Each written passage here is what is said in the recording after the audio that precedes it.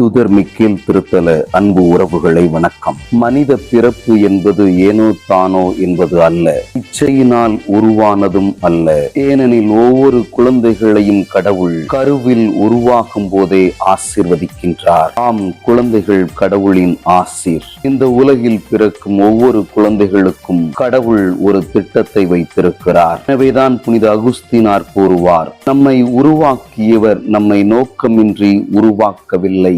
ஒவ்வொருவருக்கும் ஒரு கடமையும் பொறுப்பும் உண்டு.